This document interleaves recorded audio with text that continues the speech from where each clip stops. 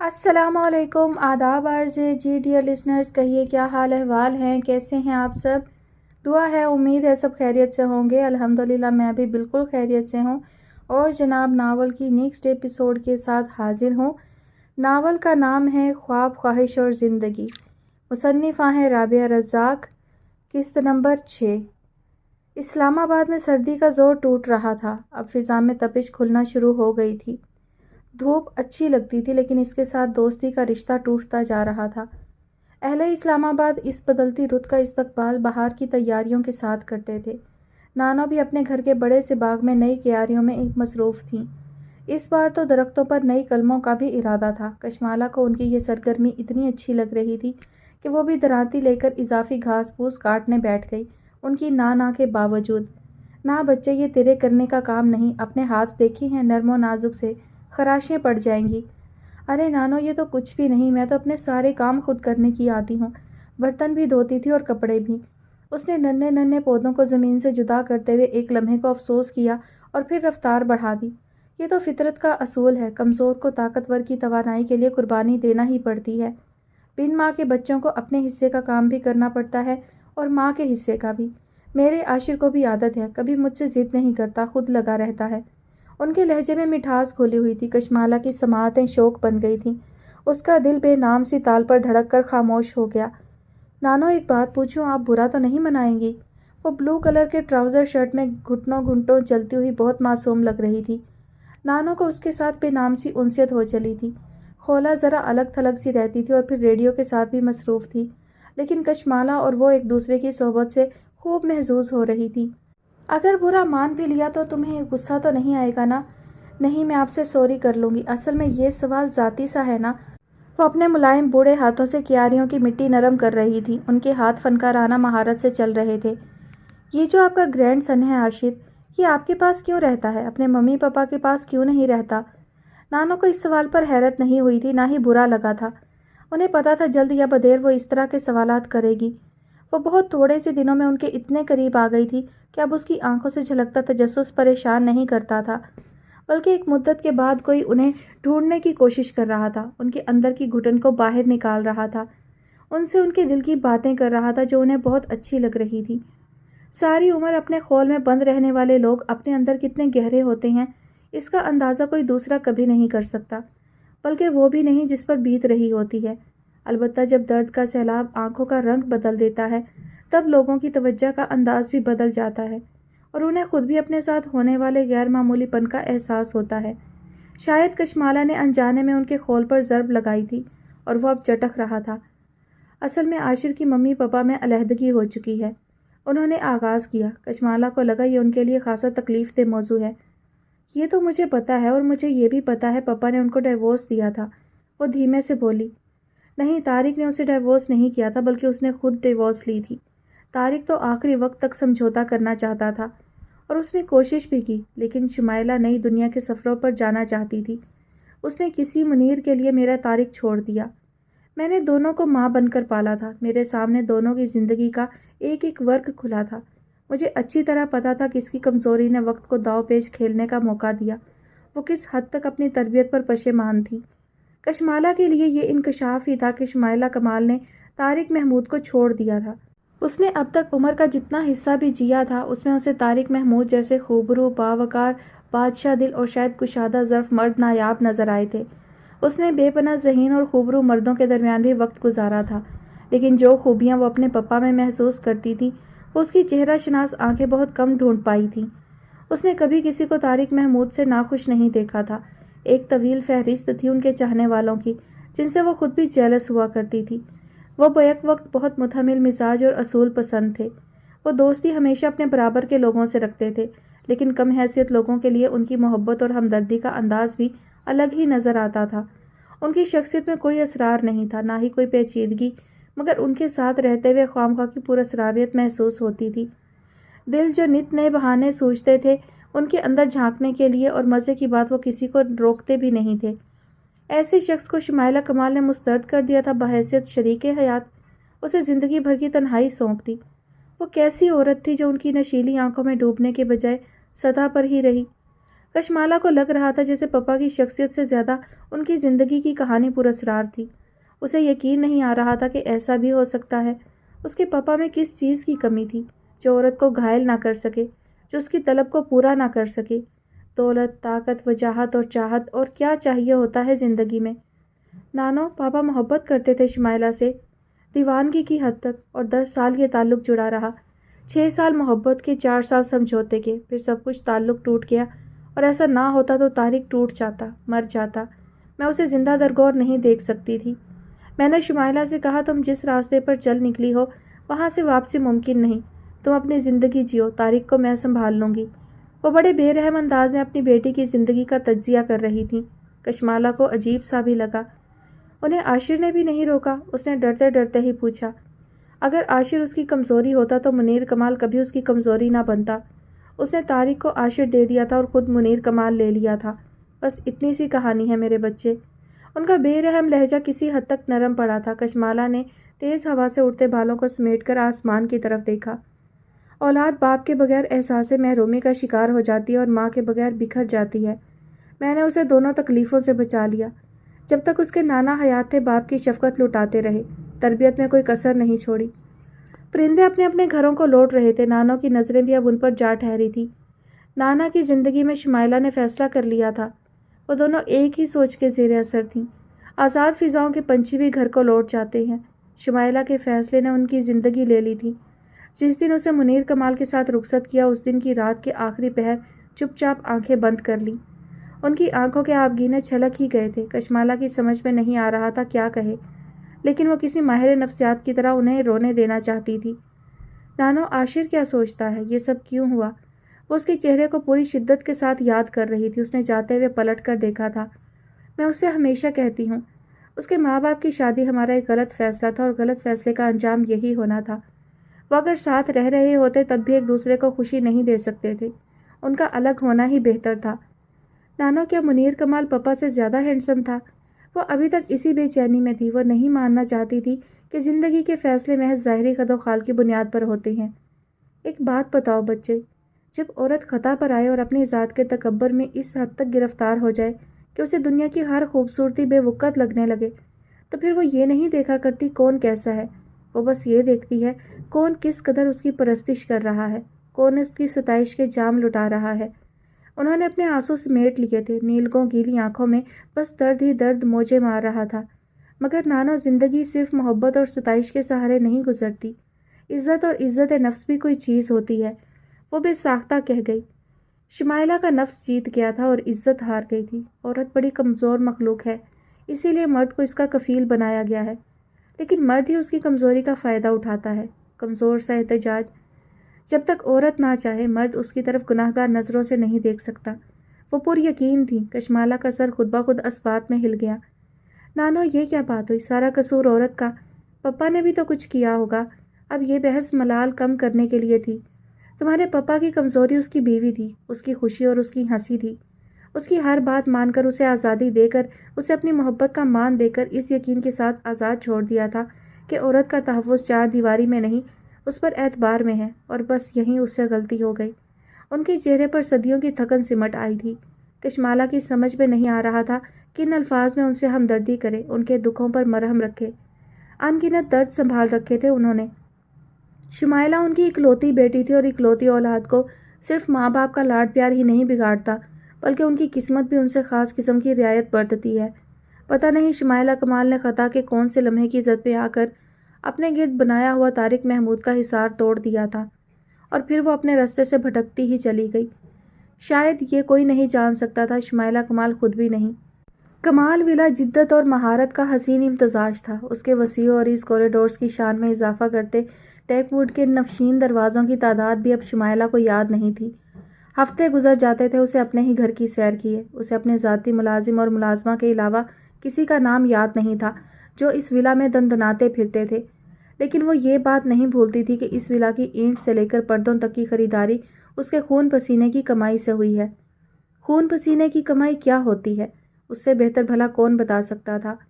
حیرت انگیز بات یہ تھی کہ ولا کی تعمیر و تزئین میں استعمال ہونے والی ہر چیز امپورٹڈ ہونے کی سٹیمپ تھی، سوائے منیر کمال اور شمائلہ کمال کے۔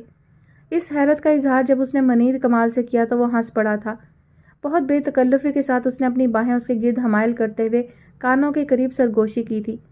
تمہیں تو ڈائریکٹ جنت سے امپورٹ کیا ہے میں نے، تم بھلا اس دنیا کی کب لگتی ہو؟ آسمان سے اتری ہوئی حور ہو میری رانی۔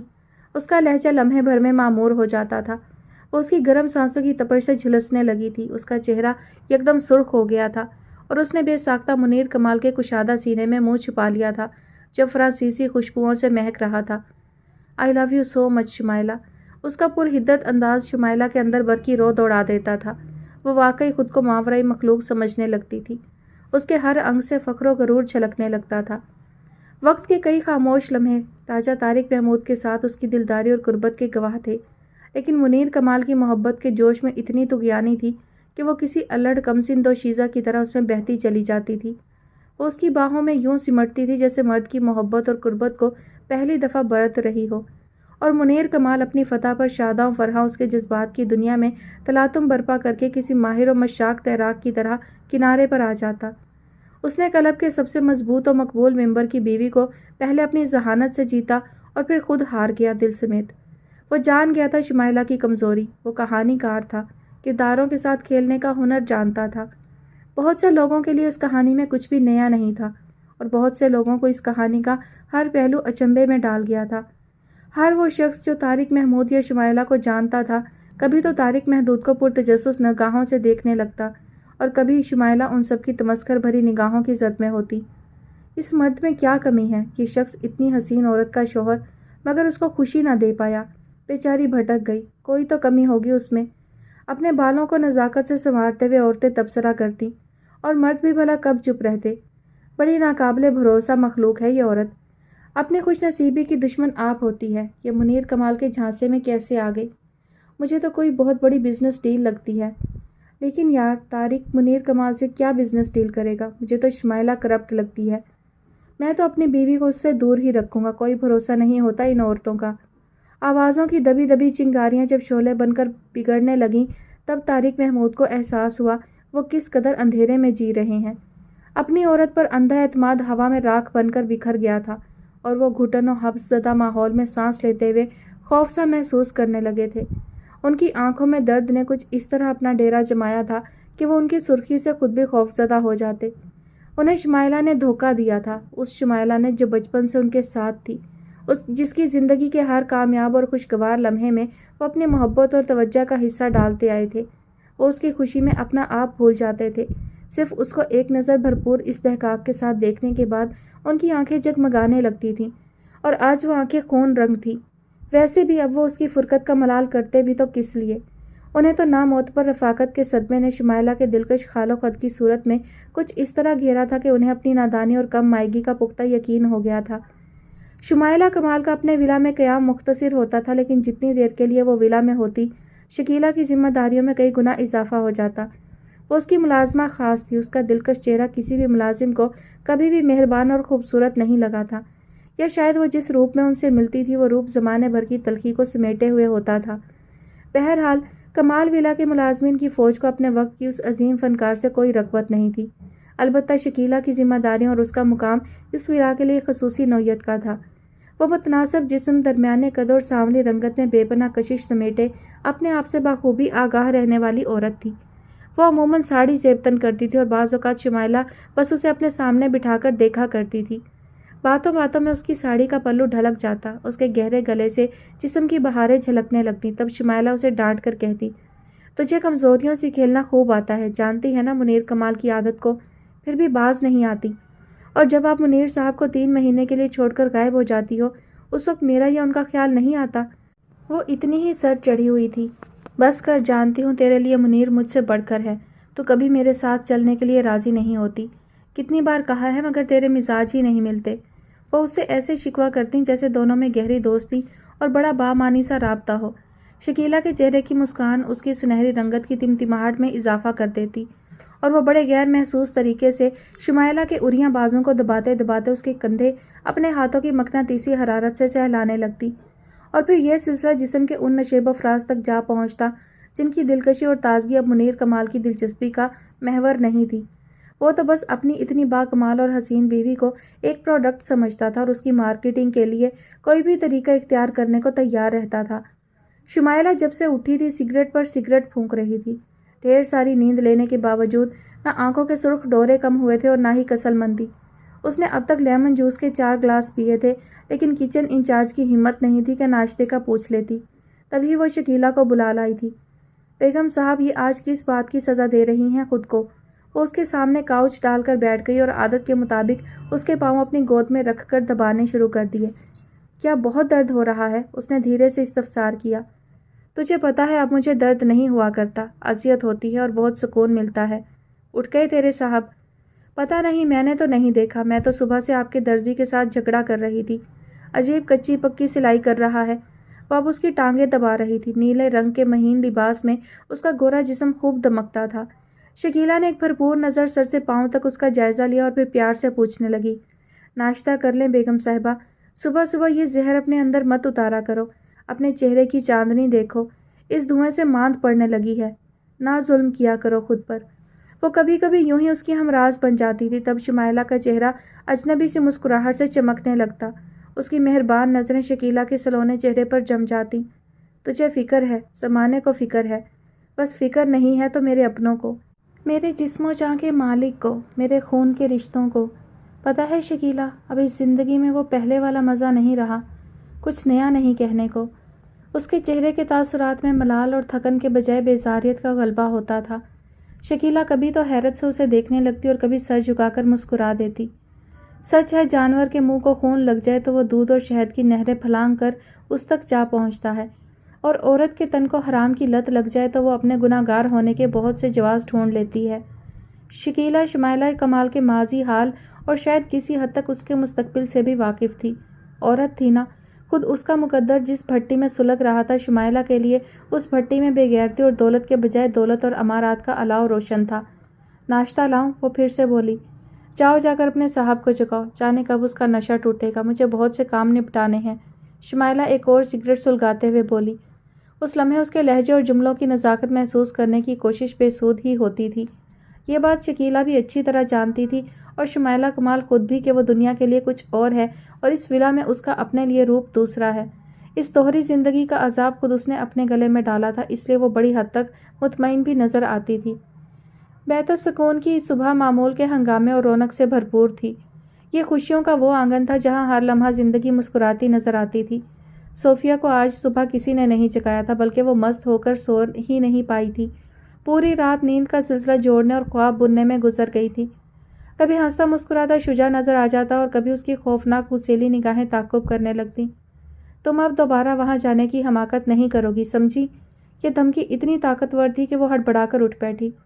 بستر چھوڑنے سے پہلے اس نے وال کلاک پر نظر ڈالی۔ اب میں اسے ناراض کر کے نہیں جاؤں گی، لیکن وہ میری بات سمجھے بھی تو۔ اس نے جلدی جلدی پانی کے چھپاکے اپنے چہرے پر مارے اور بالوں میں انگلیاں پھیرتے ہوئے اپنے کمرے سے باہر آ گئی۔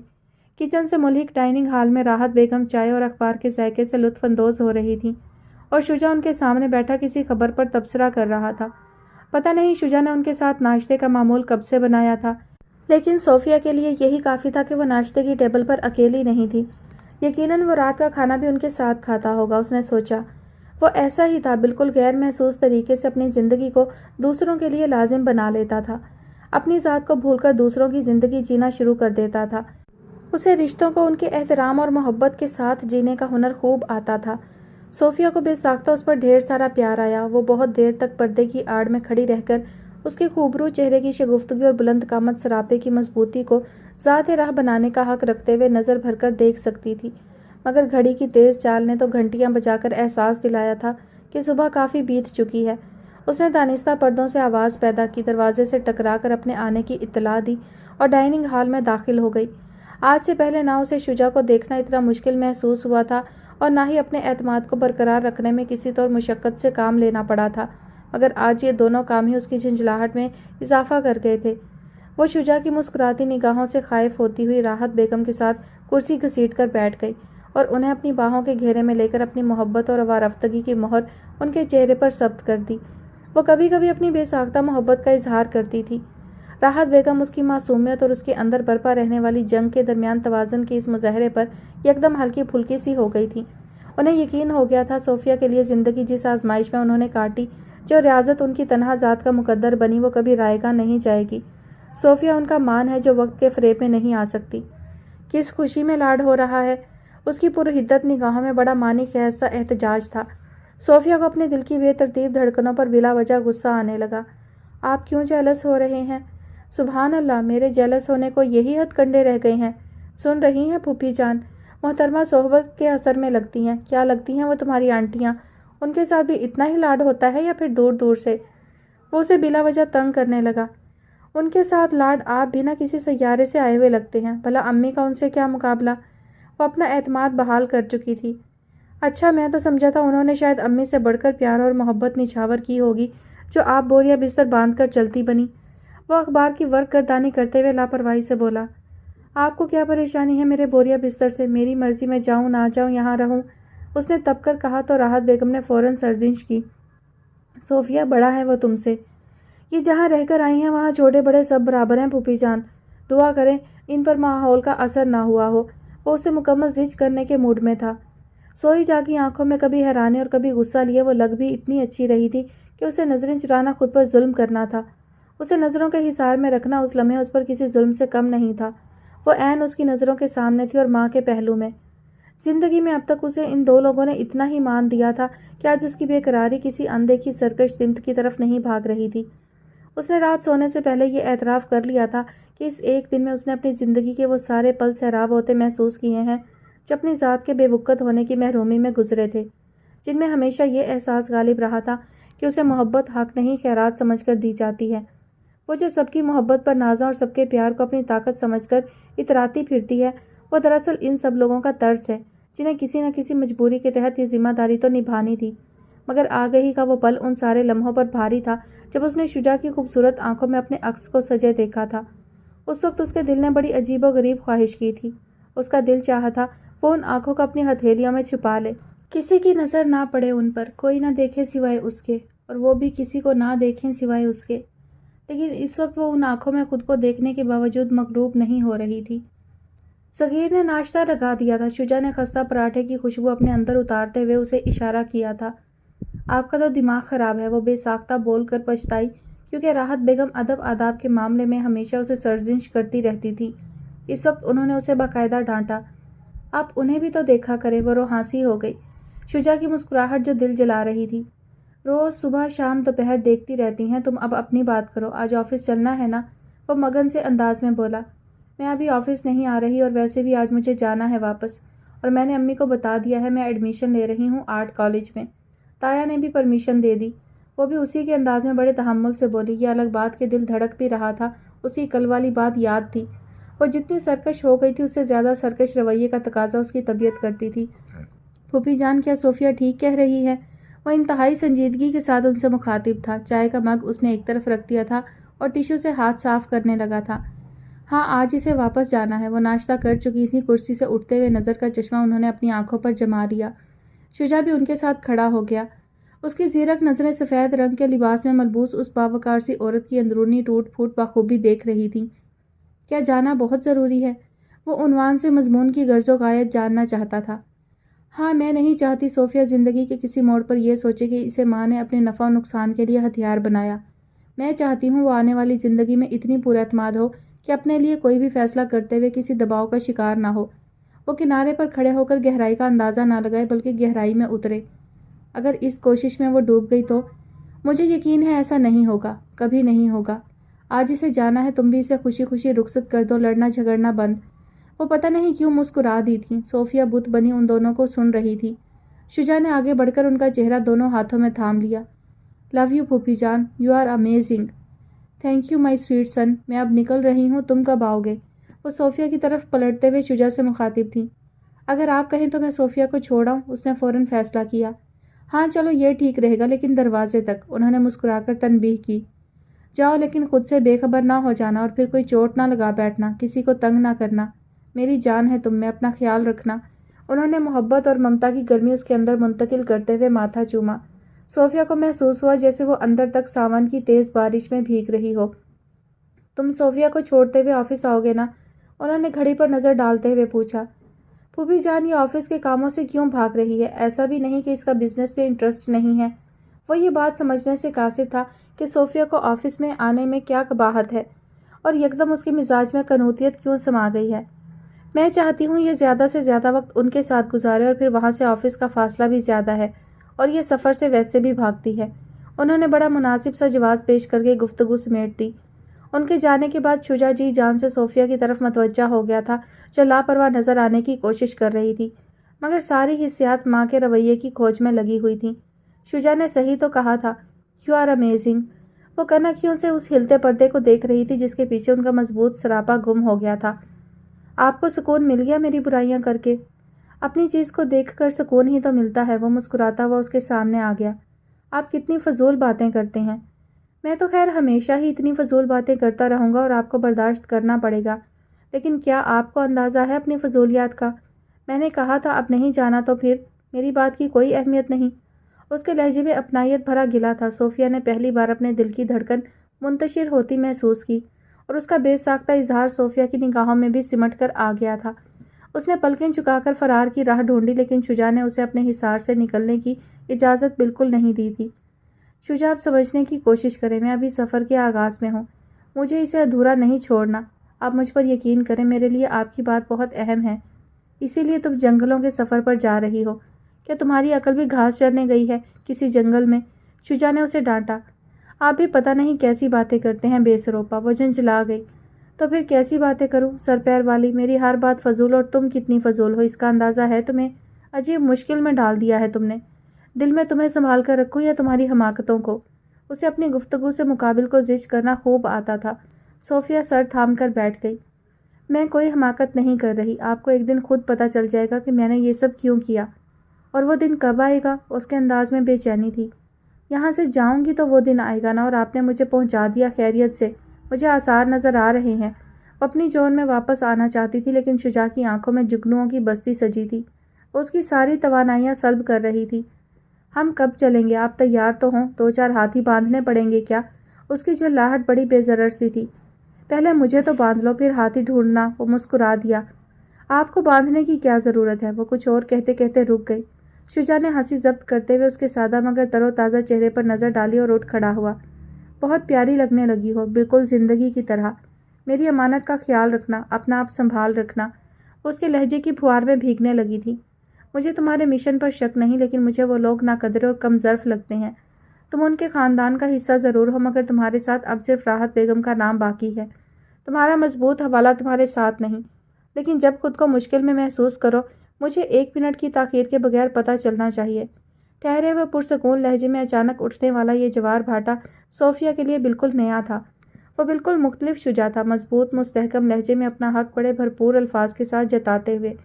وہ اس کے حصار میں کمزور پڑنے کے بجائے خود کو اتنا مضبوط محسوس کرنے لگی تھی کہ ذرا سا آگے بڑھ کر اپنے دونوں ہاتھ اس کے مضبوط ہاتھوں میں دے دیے۔ آپ میری مدد کریں گے نا؟ مجھے آپ کی ضرورت ہے۔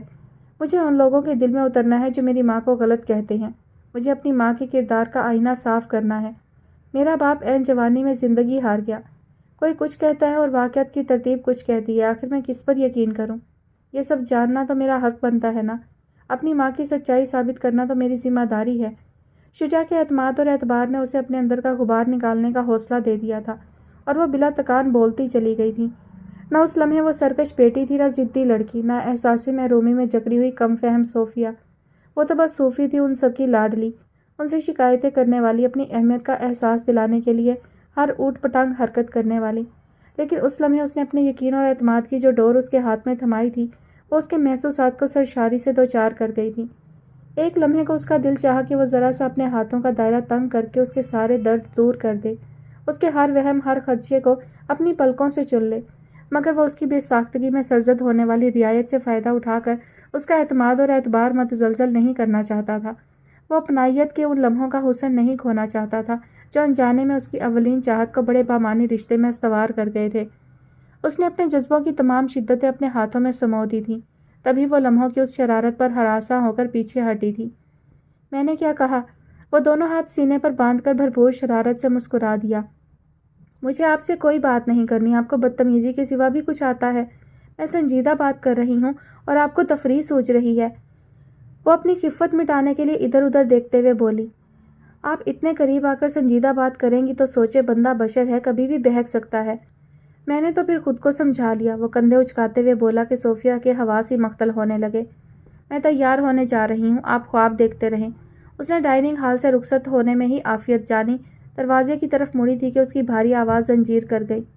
सोफिया, हर मसले का हल ज़रूर होता है और यही एहसास हमारी ज़िंदगी को उम्मीद की डोर से बांधे रखता है। मैं ये नहीं कहता कि तुम ऐसे सफ़र पर जा रही हो जो तुम्हारी मंजिल नहीं, लेकिन मैं ये ज़रूर जानता हूँ कि हमें हालात की सख्तियाँ परेशान नहीं करती, बल्कि वो खदशे और ख्यालात आजमाइश का बाइस होते हैं जो इर्द गिर्द के माहौल से पैदा होते हैं। तुम आज से पहले शायद इतना नहीं सोचती थी, लेकिन अपने ताया वगैरह से मिलने के बाद तुमने एक से बढ़कर एक उलझन पाल ली। वो कि फितरी बात है, लेकिन इससे अहम बात यह है कि तुम्हें अपनी उलझन दूर करने के लिए यकतरफा हालात और वाक़यात का जायज़ा नहीं लेना, और ना ही तुमने जज्बात के हाथों खिलौना बनना है। तुम्हें सच को, हक़ाइक़ और इंसाफ की कसौटी पर परखना होगा। मुझे अच्छा लगेगा जब तुम मुझसे कुछ नहीं छुपाओगी। याद रखना, हमारा रिश्ता दिलो निगाह से आगे का है। रूह की गहराइयों में उतरने की कोशिश करना। मेरा एतबार हर लम्हे तुम्हारे साथ रहेगा। वो उसकी आवाज़ सुनकर पलटी नहीं थी, और अब जब पलटी थी तो उसका चेहरा मिले जुले तासुरात के साथ सुर्ख हो चुका था। आप समेत सबको क्यों लगता है कि मैं कुछ गलत करने जा रही हूँ, किसी गलत इरादे के साथ जा रही हूँ, या फिर मेरे साथ कुछ गलत हो जाएगा?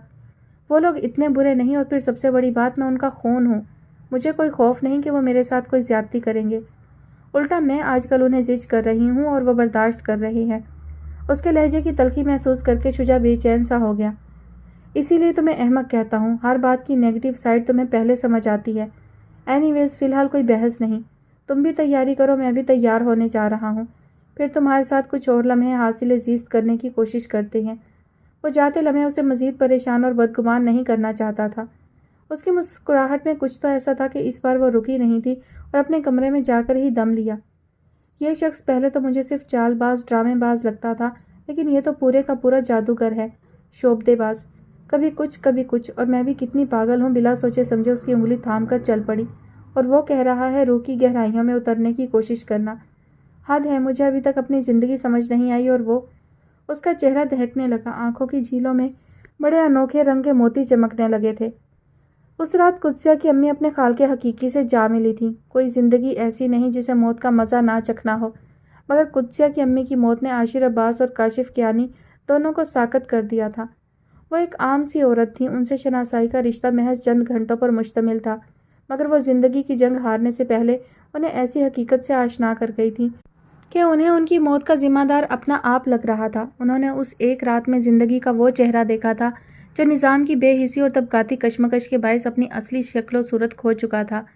जिसका हुस्न महज लफ्ज़ों की हद तक किताबों में महदूद था, वरना सच्चाई तो ये थी कि शिकस्त और रीख्त के अमल से दो चार आबादी का यह मखसूस हिस्सा किसी मावराई ताकत का मुंतज़िर था जो लम्हों में उनकी ज़िंदगी बदलने की कुदरत रखता हो, मगर ऐसा हो नहीं सकता था। काशिफ इस बार एक मुश्किल तरीन प्रोजेक्ट का हिस्सा बन गया था, वरना उसने अफ्रीका के कहत ज़दा इलाकों का सफ़र भी किया था, लेकिन खुद को इतना बेबस महसूस नहीं किया था।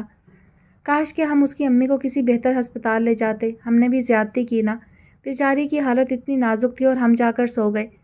लेकिन हम कहाँ लेकर जाते? तुम्हें पता है अस्पताल इस इलाके से 4 घंटे के फासले पर है, और वो भी इंतज़ामिया की बेहिसी का शिकार। मैंने आज सुबह ही सर्वे करवाया है। यहाँ तो बहुत सारे लोग जान बचाने वाली दुआओं के इंतज़ार में ख़त्म हो जाते हैं। कच्ची पक्की सड़कों पर टूटी फूटी गाड़ी का सफ़र इनसे जीने की हर उमंग छीन लेता है, और वो इलाज करवाने का सोचते ही नहीं। आशिर का चेहरा गहरी सोच का गमास था। लेकिन पहाड़ों के दामन में आबाद इस वादी का कोई तो पुरसाने हाल होना चाहिए ना। चार्टर तैयारों में सफ़र करने वाले हुक्मरानों को नज़र नहीं आता कि इन कच्चे पक्के मकानों में भी इंसान रहते हैं। ये नामसाइद हालात उनका मुकद्दर नहीं है, उन्हें भी ज़िंदगी जीने का हक़ पूरी खुशी और तहफ़्फ़ुज़ के साथ है। लेकिन इसका एहसास कौन करेगा? मैं 1-2 डॉक्यूमेंट्रीज़ बनाकर इनके मसाइल, इनके जज्बात सामने लाकर सोचूंगा मैंने तीर मार लिया, अब बाकी के काम दूसरों की ज़िम्मेदारी। तुम अपनी डिग्री की वजह से इस अहम पोस्ट पर हो, लेकिन तुम्हें भी महसूस होता है कि महदूद अमले और इंतज़ामात के साथ तुम लोगों के मसाइल हल नहीं कर सकते। तुम इन्हें इस खौफ से निजात नहीं दिला सकते जो घने जंगलों में होने वाली मुजरिमाना सरगर्मियों की वजह से इन औरतों के बच्चों के जहनों में बस गया है। सोचो ना, तुम क्या कर रहे हो, मैं क्या कर रहा हूँ? कुछ भी नहीं। सख्त सर्दी में ये लोग मौसम बदलने का इंतज़ार करते हैं, और गर्मियों में मटके उठाए औरतें पानी की तलाश में इन पहाड़ों पर भटकती नज़र आती हैं। تم نے کبھی ان بچوں کی محرومیوں کو پڑھنے کی کوشش کی؟ ان کی نظریں تو ٹی وی اسکرین پر جمی ہوتی ہیں، مگر سوچ کا دائرہ اندیکھی انجانی بغاوت کا جال بن رہا ہوتا ہے۔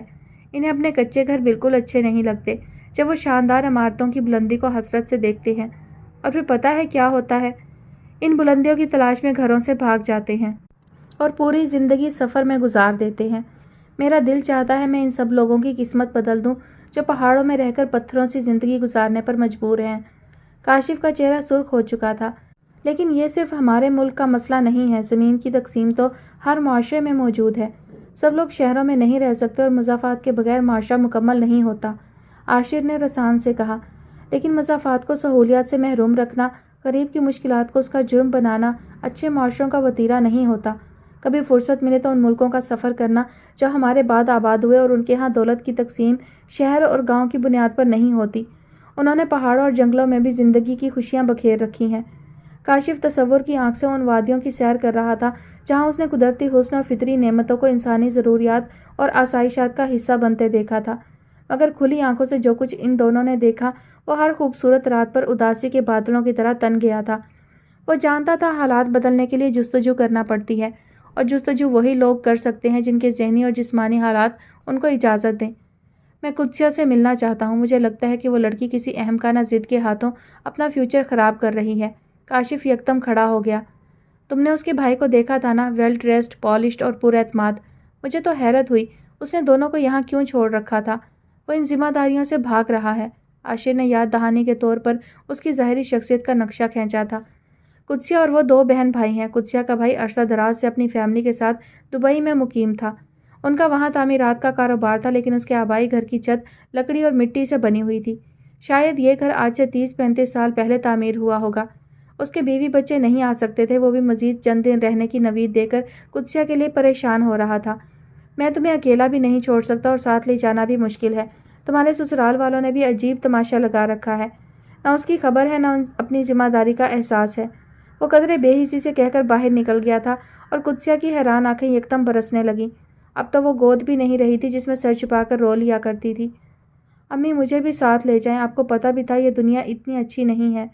اس نے بے دردی سے اپنا چہرہ رگڑا اور ماں کی بکھری چیزیں سمیٹنے لگی جو ممتا کی خوشبو سے مہک رہی تھیں۔ ان کی گرم چادریں، سویٹرز، نماز کی چادر، جائے نماز، تسبیح، ان کی دوائیاں، قرآن پاک اور بھی بہت کچھ، ان کے لمس سے آشنا، ان کے زیر استعمال ہر چیز اس کے درد میں اضافے کا باعث بن رہی تھی۔ وہ تھک گئی تھی روتے روتے، اب وہ بس انہیں یاد کرنا چاہتی تھی۔ تبھی دروازے پر دستک ہوئی تھی۔ نہ بھائی اور نہ ہی مہمان رشتے دار، اسے ہی دروازے تک جانا تھا۔ دستک دوبارہ ہوئی تھی۔ اس نے چادر جما کر برآمدے کا رخ کیا تھا۔ آپ سب کی سماعتوں کی نظر ہوا کے دوش پر آپ کی اپنی جانی مانی آواز، خولا کمال اب آپ کے ساتھ بہت سی باتیں ہوں گی، مگر اس سے پہلے ایک سچی بات بزبان شاعر۔ یہ بھی دن ہیں، اس سے پل دو پل ملنا ناممکن ہے۔ وہ بھی دن تھے، کٹ جاتی تھی ساری راتیں باتوں میں۔ میں اور تم سے پہنچ گئے آپ جناب کے سیگوں میں، رفتہ رفتہ در آئی ہے کیسی دوری باتوں میں۔ اور جناب رشتہ محبت کا ہو، خلوص کا یا پھر خون کا، ہمیں لگتا ہے کہ اس میں اظہار اولین شرط کہ امجد اسلام امجد نے تو صرف محبت کی طبیعت میں بچپنے کی بات کی تھی، مگر سچ تو یہ ہے کہ ہر رشتہ ایسے ہی بچپنے کی ضد سے بھرپور نظر آتا ہے۔ کبھی کم یا کبھی زیادہ اظہار کی طاقت، لفظوں کی ضرورت یا بار بار جذبوں کی شدت کو بیان کرنا رشتوں کی ڈور کو مضبوط کرتا رہتا ہے۔ ہم بھی چاہتے ہیں کہ آپ سے ہمارا تعلق جڑا رہے، ہمارا آپ کا رشتہ ہمیشہ قائم رہے، اس لیے ہمیں ضرورت رہتی ہے ہمیشہ آپ کی تنقید اور تعریف کی۔ اور دوستو یہ بھی جان لیجئے کہ ہم میں اتنا حوصلہ ہے کہ اپنی خوبی یا خامی کو آپ کے الفاظ میں سن سکیں۔ دراصل زندگی کے ساتھ مثبت رویہ ہمارے بہت سے مسائل کو ختم کر دیتا ہے۔ یہ ضروری ہے کہ ہم ہمیشہ درست بات کریں، درست فیصلہ کریں، مگر یہ بھی بہت ضروری ہے کہ اگر کوئی ہمیں غلط یا درست کے بارے میں آگاہ کرے تو ایک لمحے کے لیے ہی صحیح ہمیں اسے ٹھہر کر سننا ہوگا۔ ایک لمحے کے لیے ہی صحیح ہمیں سوچنا ہوگا کہ کہیں وہ ٹھیک تو نہیں کہہ رہا، ہو سکتا ہے وہ ہم سے مخلص ہو۔ اور جناب جو رشتہ خلوص کی بنیاد پر بنایا جائے وہ کبھی بوجھ نہیں بنتا۔ اس کی خوبصورت آواز برقی تاروں کے سفر پر تھی اور خزیمہ دل کی دھڑکنوں کو خاموش رہنے کی ہدایت کرتے ہوئے یوں اس میں مگن تھا جیسے وہ مقابل بیٹھ کر محو کلام ہو۔ 2 دن بعد اسے واپس چلے جانا تھا اور وہ ابھی تک خولا کمال کی آواز سے ہی محظوظ ہو رہا تھا۔ اس کے شہر میں اس کے اتنے نزدیک قیام کرنے کے باوجود وہ اسے ملنے کی کوشش میں کامیاب نہیں ہو سکا تھا۔ اور نہ ہی وہ براہ راست اس کا فون ریسیو کرتی تھی، جبکہ اس کی بے قراری کا عالم یہ تھا کہ یہ آواز صبح و شام اس کی سماعتوں میں رس گھولا کرتی۔ آفس کے کام، ڈھیر سارے لوگوں سے ملنا، ان سے بزنس کے معاملات پر خشک اور قطعی انداز میں بات کرنا، کراچی اور اسلام آباد میں بیٹھے ڈائریکٹرز کی خوشنودی کو اولیت دینا، اور مزے کی بات، ان تمام تر تھکا دینے والی مصروفیات کے ساتھ خولا کی آواز سننا، اس سے کسی گانے کی فرمائش کرنا اس کی اولین ترجیحات میں شامل تھا۔ جب وہ پروگرام نہیں کرتی تھی تب بھی خزیمہ کے سماعتوں کے ساتھ ہوتی تھی۔ کبھی مترنم سی دھن اس کی سماعتوں کو چونکا دیتی اور کبھی ستار بجنے لگتا۔ عجیب مشکل میں آ گئے تھے شب و روز، اور دل تھا کہ خوب نادانیوں پر اکسا رہا تھا۔ مجھے آج ہر صورت میں خولا کمال سے ملنا ہے، ورنہ… اس نے یکدم ہی گاڑی کو بریک لگایا اور یو ٹرن لینے کے لیے گیئر بدل دیا۔ حالانکہ وہ سامیہ کی فرمائشی لسٹ کو پورا کرنے کے لیے کسی زنانہ قسم کے بازار میں جانے کا ارادہ رکھتا تھا، مگر اس وقت خولا سے ملنے کی چاہ سارے ضروری قسم کے کاموں پر حاوی آ چکی تھی۔ چاہت میں بے قراری ایسی ہی ہوا کرتی ہے، ہر تقاضا پسے پشت چلا جاتا ہے اور دل چاہتا ہے کہ کچے گھڑے پر دریا پار کر لیا جائے۔ خزیمہ تو چاہت کے ایسے موڑ پر تھا جو اندیکھا انجانا تھا۔ وہ بالکل نہیں جانتا تھا اس کے حصے میں اجنبی حسینہ کی کچ ادائیں آئیں گی یا اس کی لطف و کرم کی عنایت ہوگی، مگر اتنا جانتا تھا کہ ادھورے لفظ، ادھوری باتیں اور محبت کی ادھوری کہانی زندگی میں شہنائیاں بکھیر دیتی ہیں، اور وہ اپنی زندگی میں آنے والی پیار رت کو زنجیر کرنا چاہتا تھا۔ یہ راستے اس کے لیے اجنبی ضرور تھے، لیکن اسے یقین تھا کہ وہ اپنے جذبوں کے سارے پھولوں پودوں کے تر و تازہ رنگوں اور خوشبوؤں کی طرح سچا اور کھرا ہے۔ وہ اس وقت اس کے ارد گرد اپنا حسن بکھیر رہے تھے۔ اس کی گاڑی ایسے راستوں پر رواں دواں تھی جو خوش رنگ پھولوں سے مہک رہے تھے، ہواؤں میں بڑی انوکھی سی خوشبو رچی ہوئی تھی۔ خزیمہ جو یقین نہیں آ رہا تھا کہ پورا ماحول اس کے دل کی سرشاری سے ہم آہنگ ہے، اسے پتہ چل گیا تھا کہ وہ بالکل درست سمت جا رہا ہے۔ گاڑی ایک 4 منزلہ عمارت کے سامنے روک کر اس نے ارد گرد کا جائزہ لیا۔ ایک تجارتی علاقہ تھا اور FM ریڈیو کا نشریاتی اسٹوڈیو اس منزل کے کسی ایک فلور پر تھا۔ اس نے مین گیٹ پر اپنی کمپنی کا حوالہ دے کر اندر جانے کی اجازت حاصل کی اور لفٹ کے سامنے کھڑے ہو کر اس فہرست کا جائزہ لیا جس پر مختلف کمپنیز کے نام اور ان کے فلور نمبر درج تھے۔ وہ اپنے مطلوبہ فلور پر نظریں دوڑاتے ہوئے جانے کیوں مسکرا دیا۔ آج پھر اس کا دل انوکھی تال پر دھڑک رہا تھا۔ اسے یقین تھا کہ تھوڑی دیر کے بعد وہ خولا کمال کے سامنے ہوگا، کیونکہ اس کا پروگرام ختم ہو چکا تھا۔ لفٹ اسے 3rd فلور پر لے آئی تھی۔ سامنے ہی استقبالیہ کاؤنٹر تھا۔ اس نے بڑی ہی شائستگی کے ساتھ اپنا تعارف کروایا اور خولا کمال سے ملنے کی درخواست کی۔ کاؤنٹر کے دوسری طرف بیٹھی لڑکی نے قدرے حیران سی نگاہ اس خوبرو نوجوان پر ڈالی جو اسکائی بلو ٹی شرٹ اور جینس میں اپنے ورزشی جسم کے ساتھ پہلے ہی نظر میں متوجہ کرنے کی صلاحیت رکھتا تھا۔ البتہ لہجے کی بے قراری پر وہ مسکرا دی۔ سر، آپ نے دیر کر دی، خولا کمال شاید اب یہاں سے پروگرام نہ کریں، اس نے قدرے افسوس سے اطلاع دی۔ مگر ابھی تو وہ پروگرام کر رہی تھیں۔ وہ حیران سا اس کا چہرہ پڑھنے کی کوشش کر رہا تھا کہ کہیں وہ مذاق تو نہیں کر رہی۔ نہیں، دراصل وہ پہلے سے ریکارڈڈ پروگرام تھا، آپ نے محسوس نہیں کیا، آج اس میں کوئی کال شامل نہیں تھی۔ اس لڑکی کو خزیمہ عادل سے بھرپور ہمدردی ہو رہی تھی۔ میں اس کا پروگرام سنتے ہوئے اپنے حواسوں میں ہوں گا تو یہ باتیں محسوس کروں گا، وہ بڑبڑایا اور کاؤنٹر پر بیٹھی لڑکی کا چہرہ بے ساختہ مسکراہٹ سے چمکنے لگا۔ جی کچھ کہا آپ نے؟ وہ چونک کر بولی۔ نہیں، میں نے آپ سے تو کچھ نہیں کہا، کیا وہ کل آئیں گی؟ سر، اس کے بارے میں میری اطلاع خاص نہیں، دراصل میں تو کاؤنٹر پر ہی ہوتی ہوں۔ آپ ہمارے اسٹیشن مینیجر سے مل سکتے ہیں، ان کا روم یہاں سے لیفٹ چیمبر میں ہے، اس نے اندر کی طرف اشارہ کیا۔ اس کے دائیں جانب ایک لمبی سی لابی نما ہال تھا جس کے دونوں طرف میز کرسیاں لگی ہوئی تھیں اور اکا دکا لوگ ان پر براجمان نظر آ رہے تھے۔ ٹیکنیکل سٹاف تھا یا پریزنٹرز، اس نے ذرا بھی دلچسپی نہ لی اور پلٹ کر بیرونی گلاس ڈور کی طرف دیکھنے لگا۔ سر، آپ کا نام؟ اس بار وہ کھڑی ہو گئی تھی۔ خزیمہ عادل۔ اسے اپنی آواز اجنبی محسوس ہوئی تھی۔ اس کے قدموں میں ڈھیر ساری تھکن اتر آئی تھی۔ وہ واپسی کے لیے پلٹا، 2 قدم آگے چل کر پھر پیچھے پلٹا۔ اس لابی میں کوئی بھی ایسا نہیں تھا جو اسے خولا کمال جیسا لگتا، البتہ وہ کاؤنٹر گرل اب وہاں موجود نہیں تھی۔ ارے، یہ کس طرف گم ہو گئی؟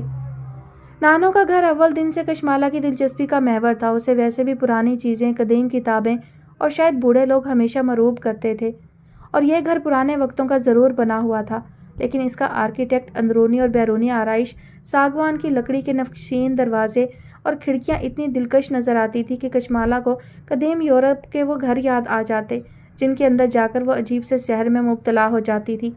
اس نے زندگی کے بہت سے سال یورپ میں گزارے تھے، کینیڈا، آسٹریلیا اور پھر جرمنی میں جاب کی وجہ سے بھی ہاسٹل میں رہنا پڑا تو کبھی سنگل اپارٹمنٹ کے تنگ و تاریک کمروں کے ساتھ بادل نخواستہ سمجھوتا کرنا پڑا۔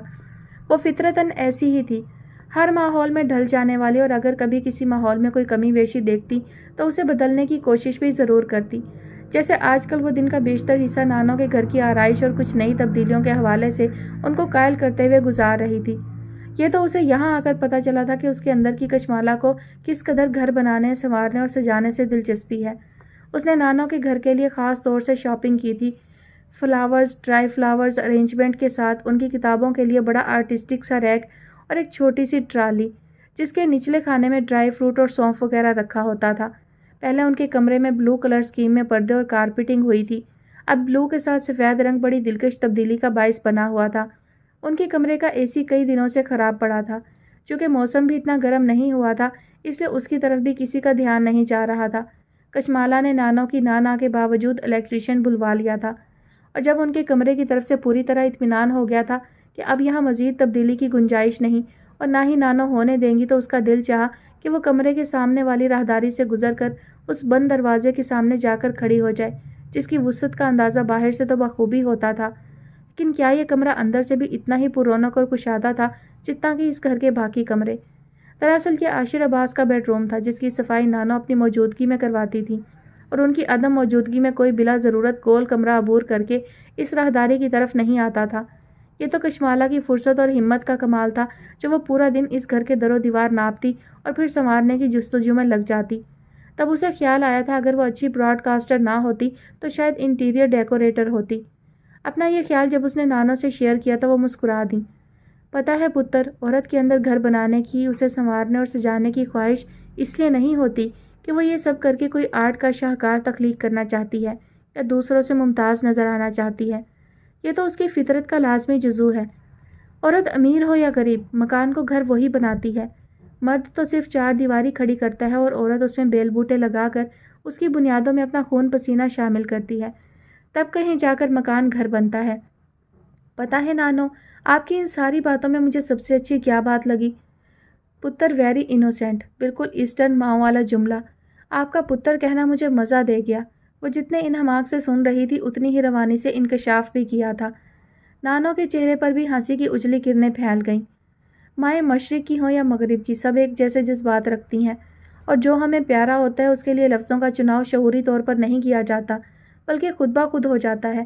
جب تم زندگی میں ان مراحل سے گزرو گی تو تمہیں خود بخود لفظوں کو برتنے کا ہنر بھی آ جائے گا۔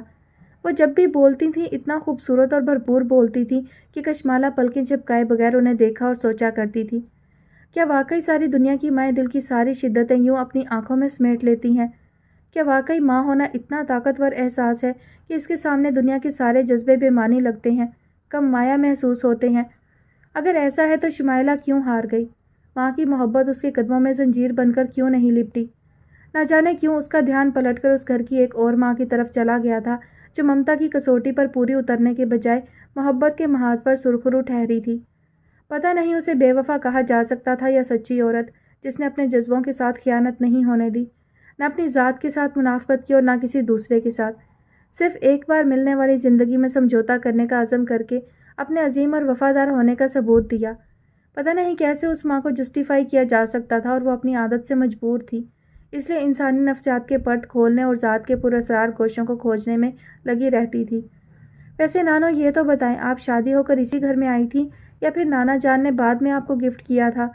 وہ ان کا ہاتھ تھام کر باغ نما لان کے بے حد ہرے بھرے گوشے میں لے آئی تھی۔ آج کل بہار جوبن پر تھی اور پھر نئے موسم کی کیاریوں کی دیکھ بھال اس بار صرف مالی نہیں کر رہا تھا، کشمالہ بھی بیشتر وقت ان کی کانٹ چھانٹ میں گزار دیتی تھی۔ اسے تو نرم اور سوندھی سوندھی مٹی سے کھیلنا بھی بہت اچھا لگتا تھا۔ نانو کی ڈانٹ کے باوجود وہ ہاتھوں سے گملوں کی گڈائی کر رہی ہوتی تھی۔ اب تو یاد بھی نہیں کہ شادی ہو کر کون سے گھر میں گئی تھی۔ میں نے اپنے ماں باپ کے گھر سے جب قدم باہر نکالا تو پھر طویل مدت تک سفر میں رہی۔ وہ یاس بھرے لہجے میں بولی، شاید ہم سفر کی یاد اتنی ہی طاقتور ہوتی ہے، لمحے بھر میں حال کی رانائیوں سے جدا کر دیتی ہے۔ کیا نانا جان ٹورسٹ تھے؟ اس نے اشتیاق سے پوچھا تو وہ مسکرا دیں۔ اپنے وقت کے جانے مانے سول انجینئر تھے۔ ان دنوں خوب تعمیرات ہو رہی تھیں، پہاڑ کھود کر سڑکیں بن رہی تھیں، ندی نالوں پر پل باندھے جا رہے تھے، اور تمہارے نانا کبھی گلگت میں تو کبھی کشمیر تو کبھی کاغان میں ہوتے۔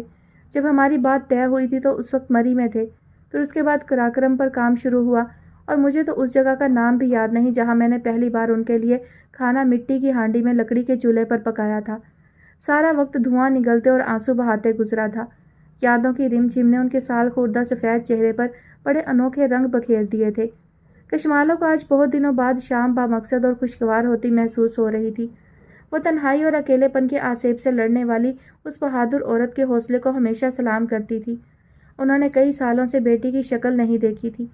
بیٹا اگر ہوتا بھی تو پتہ نہیں کہاں ہوتا، شاید کسی دوسرے شہر میں یا کسی دوسرے ملک میں، جس طرح عاشر عباس آج کل ان کے ساتھ نہیں تھا، اور وہ اسے ہر وقت یاد کیا کرتی تھی، کبھی ناشتے کے وقت اور کبھی رات کے کھانے پر۔ آپ کیوں ان کے ساتھ جاتی تھیں؟ شہر میں رہ لیتی یا پھر اپنے پیرنٹس کے پاس؟ جب مقدر ایک دوسرے کا دکھ درد بانٹنے کا عندیہ دے دے تو پھر مشکلیں بھی سہل ہوتی چلی جاتی ہیں۔ میں سنا کرتی تھی میری شادی اتنے بڑے آدمی سے ہوگی، لیکن یہ تو مجھے بعد میں پتہ چلا کہ بڑا آدمی بننا صرف بڑے دل والوں کا کام ہے، اور ان کے لیے کیا پہاڑ تو کیا جنگل، کیا میدان تو کیا ریگستان، ہر جگہ ایک سی۔ گویا آپ نانا جان کی پہلے سے فین ہو چکی تھی، بعد میں تو بہت پیار ہو گیا ہوگا، لیکن مجھے پیار کرنا انہوں نے ہی سکھایا۔ میں تو ان کی قربت سے دور بھاگتی تھی، پھر وہ بڑے سلیقے کے ساتھ میری زندگی کا لازمی حصہ بنتے چلے گئے۔ یہ رشتہ کمزور ہے تو کچے دھاگے جیسا، اور مضبوط ایسا جیسے لوہوں کی کڑیوں کو جوڑ دو، آگ پر پگھلا دو۔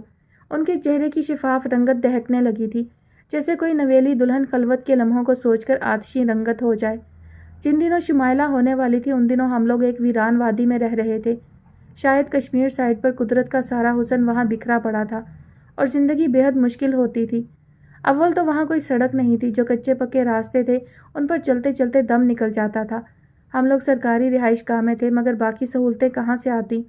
وہ سانس لینے کو رکی گئی رتوں کے مناظر کسی بلیک اینڈ وائٹ فلم کی طرح دھندلے ادھورے ذہن کی اسکرین پر تھرک رہے تھے۔ البتہ آنکھوں کی چمک سے ان لمحوں کی قدر و قیمت کا احساس بخوبی ہو رہا تھا۔ تو کیا آپ کی پریگنینسی میں بھی نانا جان کو آپ کا خیال نہیں ہوتا تھا؟ نہیں، بہت ہوتا تھا، مگر میں بھی بہت ضدی تھی۔ ان دنوں شاید شرم و حیا کے معیار بھی بہت مختلف ہوتے تھے۔ میں چوتھے مہینے کے بعد سے اپنے ابا کے سامنے جاتے گھبراتی تھی، اور اماں سے بھی شرم آتی تھی۔ بھائیوں سے ملنا تو دور کی بات، موز اور ہوا بھی اس وقت ان کے دوپٹے سے اٹکھیلیاں کر رہی تھی۔ مگر نانو، یہ تو نیچر ہے، اللہ کا انعام، اس میں شرم کیسی؟ کشمالہ نے چہرے پر آئے ہوئے بال سمیٹے۔ بس تیری سمجھ میں نہیں آئیں گی یہ باتیں۔ ہمارا وقت حیا اور سادگی میں گزر گیا، جسے آج کے لوگ بیکورڈ ہونے کا نام دے دیتے ہیں۔ ان کے لہجے میں یکدم سرد مہری آ گئی تھی۔ پھر کیا ہوا؟ کشمالہ کسی تاریخ کے طالب علم کی طرح اس ساری کہانی میں گم تھی۔ پھر ایک دن ہم وہاں سے نکلے۔ سارا دن کا سفر میری زندگی کا مشکل ترین لیکن قدرت کی مہربانی سے بخیر و عافیت گزر گیا۔ ان دنوں اسلام آباد میں بھی جنگلی جانوروں کا گزر ہوتا تھا، نہ روشنی اور نہ آبادی، لیکن انہوں نے بھی تہیہ کر رکھا تھا کہ مجھے قدرتی ماحول سے جدا نہیں ہونے دیں گے۔ شمائلہ کے آنے سے پہلے اس گھر کا ایک پورشن بن چکا تھا۔ میں نے حیران پریشان ہو کر ایک ایک دیوار کو چھو کر دیکھا، چھت پر بھی چڑھ گئی۔ کچھ سمجھ نہیں آیا، یہ گھر مکمل ہو کر کیسے نقشے میں ڈھلے گا؟ اس کے کتنے دروازے ہوں گے؟ بیرونی راستے اس قدر کیوں ہیں؟ اتنے سنسان علاقہ، کیا ہر دروازے کو رات کو تالا لگے گا؟ میں تو پہلی دفعہ میں ہی جھنجھلا سی گئی۔ تب تمہارے نانا نے کہا، نیک بخت، یہ گھر میری تمام عمر کی محنت اور ذہانت کا صلہ ہے، اور تم اس کی مالکن بھی ہو، انجینئر بھی۔ اس کے سکھ کو برقرار رکھنا تمہاری نوکری اور میں تمہارا ملازم۔ انہوں نے چپکے سے اپنی آنکھوں کی نمی سمیٹ لی تھی، اور پھر شمائلہ آ گئیں۔ کہیں نانا آپ کو چھوڑ کر واپس اپنے کام پر تو نہیں چلے گئے تھے؟ میں نے ماحول کی بشاشت بحال کرنے کی کوشش کی۔ نہیں، شاید اس بار وہ اپنے کام سے کچھ دنوں کے لیے غافل ہو گئے تھے۔ بیٹی کی پیدائش، خوشیاں منانے والا، صدقہ خیرات کرنے والا حیرت میں ڈال گیا تھا، لیکن انہیں کسی کی کوئی پرواہ نہیں تھی، وہ تو اپنی خوشیوں میں مگن تھے۔ شمائلہ مہینے کی تھی تب یہ گھر بھی مکمل کیا تھا۔ سچی بات ہے، میں جو سوچتی تھی وہ خود بخود ہوتا چلا جاتا تھا۔ وہ بھیگی آنکھوں کے ساتھ مسکرا دی۔ نانو، پھر تو آپ بہت لکی ہوئی نا۔ میں نے سنا ہے عورتوں کے خوابوں کی کوئی حد نہیں ہوتی، اور ان کے خواب بڑی مشکل سے پورے ہوتے ہیں۔ خواب چاند کی طرح ہوتے ہیں، نظر تو آتے ہیں، کبھی آدھے کبھی پورے، مگر انہیں چھو نہیں سکتے۔ خواب ہماری پہنچ سے ہمیشہ دور ہوتے ہیں۔ یہ کیا بات ہوئی؟ اس کا مطلب ہے انسان چاند کی خواہش کرے ہی نہیں۔ اکثر لوگ چاند کو چھونے کی آرزو میں سورج سے ہاتھ جلا بیٹھتے ہیں، پھر انہیں احساس ہوتا ہے۔ دراصل جسے وہ روشنی کا حالہ سمجھ رہے تھے وہ تو آگ کا گولا ہے۔ امیزنگ نانو جان، آپ کی باتیں تو کوئی فلاسفر ہی سمجھ سکتا ہے۔ میری تو نہ اتنی زیادہ معلومات ہیں اور نہ ہی اردو زبان اتنی اچھی ہے، اس نے گہری سانس لے کر کہا تھا۔ یہ کس نے کہا کہ تمہاری معلومات نہیں اور تمہاری زبان خراب ہے؟ مجھے تو لگتا ہی نہیں تم دونوں ساری زندگی پردیس میں رہی ہو۔ تمہارے لہجے کی خوشبو اتنی خالص اور دیسی ہے کہ دل چاہتا ہے خوب محسوس کروں۔ انہوں نے خاصے پرزور لہجے میں سرزنش کی تو وہ بھی مسکرا دی۔ یہ تو میرا کوئی کمال نہیں، ہماری ماں کا شوق اور پاپا کی محبت ہے جس نے ہم دونوں کو آج آپ کی محبت سے بھی نواز دیا۔ میں یہاں آنے سے پہلے بہت پریشان تھی۔ جو پاپا کا فیملی بیک گراؤنڈ تھا اس کے حوالے سے بھی کوئی پازیٹیو خیال نہیں آتا تھا۔ آپ کے بارے میں جب وہ بتاتے تھے تو میرے ذہن میں عجیب بھاری بھرکم رعبدار قسم کی خاتون چلی آتی جس کا سارا وقت اونچی آواز میں ڈانٹ ڈپٹ کرتے ہوئے گزرا کرتا۔ وہ صاف گوئی سے بولی، اس کی آئینے جیسی آنکھیں پلکوں کی جھالر میں چھپی ہوئی تھی۔ بسنتی رنگ کی کرتی کے ساتھ اورنج رنگ کے تنگ پاجامے میں ستاروں کے کام والا بڑا سا دوپٹہ اس کے متناسب سراپے پر خوب سج رہا تھا اور یوں محسوس ہو رہا تھا جیسے ڈھلتی شام کے سارے رنگ اس کے بالوں میں سمٹ آئے ہوں۔ نانو نے دل ہی دل میں اس کی نظر اتارتے ہوئے بے اختیار ماشاء اللہ کہا تو وہ چونک کر انہیں دیکھنے لگی۔ آپ کو برا لگا؟ وہ بے ساختہ بولی۔ اگر اچھا لگا تو؟ اسی کے انداز میں استفسار کیا تو وہ جھنجھلا سی گئی۔ نانو، میں نانا جان کی طرح انٹیلیجنٹ نہیں ہوں، آپ ان کے ساتھ والا گیم میرے ساتھ نہ کھیلیں۔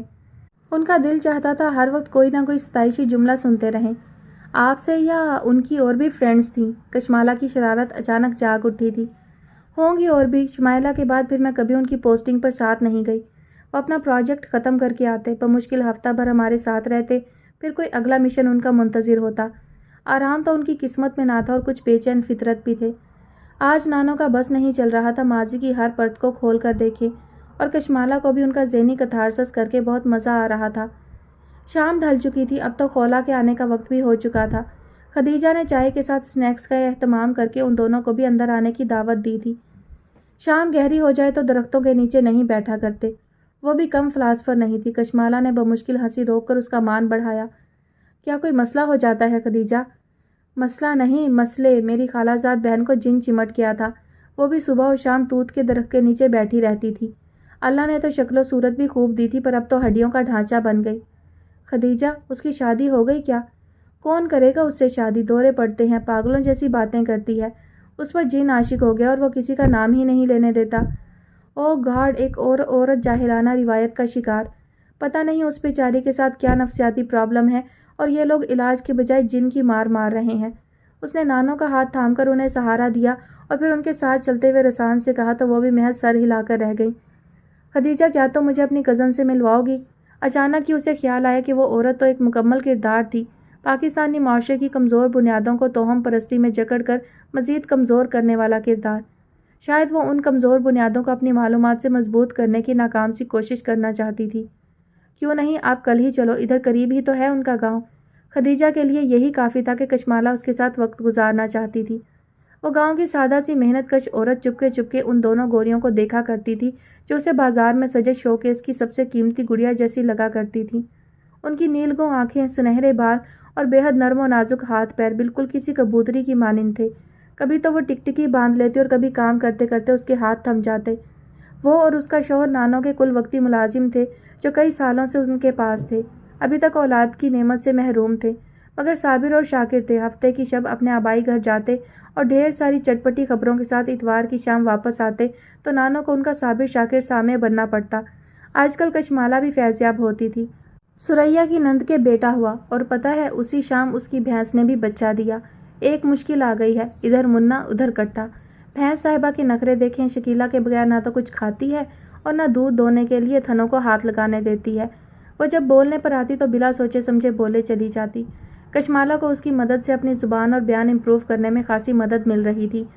ایک دن اس نے بتایا تھا، پتہ ہے مجھے ڈیانا بہت اچھی لگتی تھی، میں تو بہت دن روتی رہی تھی، میری سمجھ میں نہیں آتا کون ظالم اس کے پیچھے پڑ گیا تھا، بھلا شہزادیوں کو بھی کوئی قتل کرتا ہے۔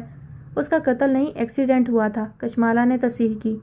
آپ کو تو خبر ہی نہیں، قتل کر کے ایکسیڈنٹ کا نام لگا دیا تھا۔ آپ اس وقت چھوٹی ہوں گی، کہاں یاد ہوگا۔ اس نے کوئی نوٹس نہ لیا تصحیح کا۔ اب خیر اتنی بھی چھوٹی نہیں تھی میں، ان دنوں انگلینڈ میں ہی تھی۔ آپ نے دیکھا تھا اس کو؟ آپ گئی تھی نا؟ اس کا شو قابل دید تھا۔ کشمالہ کو اچھی طرح اندازہ ہو گیا تھا عورتوں کے خواب واقعی چاند جیسے ہوتے ہیں۔ ہم لوگ ان دنوں سیمسٹر بریک میں ایک ہسپتال کے ساتھ سوشل ورک کر رہے تھے، تب وہ وہاں پر آئی اور میں نے اس سے آٹوگراف بھی لیا تھا۔ یہ سب بتانے کے بعد کشمالہ تو خدیجہ کی نظروں میں مزید عظیم اور عالی مرتبت ہو گئی تھی۔ اس کا بس نہیں چلتا وہ ان ہاتھوں کو چوم لیتی جنہوں نے ڈیانا کے ہاتھوں کو چھوا تھا۔ تب سے خدیجہ تو کشمالہ کی زبردست فین ہو گئی تھی۔ البتہ خولا اسے قدرے بے نیاز اور مغرور لگتی، لیکن اس بات کا اسے پورا یقین تھا کہ یہ دونوں راجہ صاحب کی سگی بیٹیاں ہیں۔ یہ کیسے ہو سکتا ہے لپالک بچیاں بھی صورت، عادات اور مزاج میں راجہ صاحب کا عکس ہوں؟ ضرور اس کے اندر بھی کوئی کہانی تھی۔ کبھی اسٹار پلس کے ڈراموں کا غلبہ ہوتا تو دونوں کی صورتوں سے نتیجہ اخذ کرنے کی کوشش کرتی، لیکن مسئلہ یہ تھا کہ نانا اور راجہ طارق محمود کی بات کو جھٹلایا بھی نہیں جا سکتا تھا۔ ضرور کسی بڑے خاندان کا خون ہے۔ راجہ صاحب بھی قسمت کے دھنی ہیں، بیوی نہیں رہی تو کیا ہوا، اولاد سے تو نوازا اللہ نے، وہ بھی ایسی ستھری۔ بٹیا دیکھو تو جی نہ بھرے، بن ماں باپ کا بچہ اتنا سعادت مند اور نیک، اوپر سے شکل و صورت بھی اللہ نے فرصت سے بنائی۔ شکر کیا کر ہم اچھے لوگوں کے ملازم ہیں، بن کہیں ہمارے مسئلے جان لیتے ہیں، باقی اللہ یہ کمی بھی پوری کر دے گا، ورنہ جیسے اللہ نے راجہ صاحب کو نوازا ہے ہمیں بھی یتیم کو پالنے کا ثواب مل ہی جائے گا۔ پر اس کی رحمت سے مایوس نہیں ہوتے۔ اس کے مقابلے میں وہ سمجھدار اور سنجیدہ مرد تھا جسے راجہ صاحب کے ذاتی معاملات سے کوئی دلچسپی نہیں تھی۔ خدیجہ نے تو اسے اپنی کزن سے ملوانے کا وعدہ کر لیا تھا۔ اب وہ اس سوچ میں پڑ گئی تھی کہ مسئلے کی وجہ جاننے کے بعد اگر حل کے لیے اقدامات نہ ہو سکے تو کیا فائدہ ہوگا کسی کے درد کو تازہ کرنے کا۔